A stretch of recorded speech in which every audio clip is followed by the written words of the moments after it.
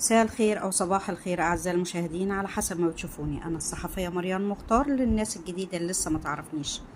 أهلا وسهلا بيكم، منورين الجروب ومنورين القناة. اللي لسه مشتركش في القناة ينزل يشترك ويفعل الجرس عشان يوصله كل جديد. لايك وشير وكومنت وسبسكرايب علشان نشوف خبر انقلاب سيارة ملاكي على طريق الزعفرانة بني سويف. الحادث أسفر عن وفاة طالبة جامعية وإصابة 5 آخرين.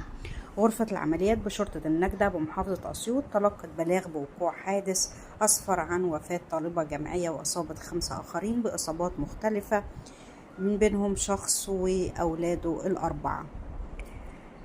ربنا يرحم الطالبة نانسي ياسر، طالبة جامعية، ويشفي ال5 مصابين، الأب وأبنائه الأربعة. الحادث كان على طريق الزعفرانة.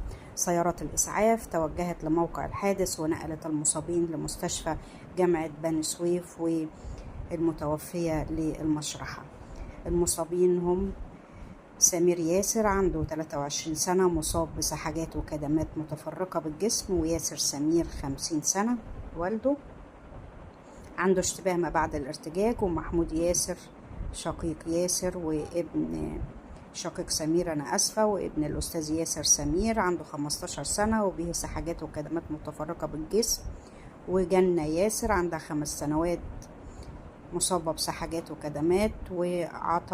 عطا عبد الله عنده 40 سنة مصاب بسحجات وكدمات وعنده 40 سنة عطا زي ما قلت لحضراتكم.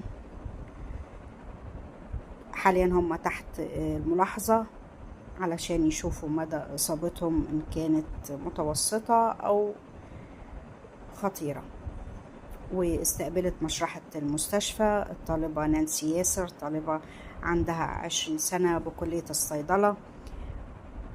تم وضعها في المشرحة تحت تصرف النيابة، وجاري إنهاء الإجراءات لتشييع الجثمان.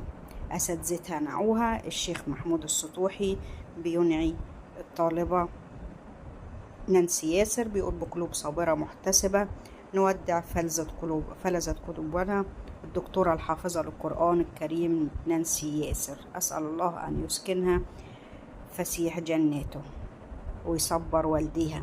نسألكم الدعاء لها ولوالديها في ظهر الغيب، الله يرحمها ويسامحها ويصبر أسرتها.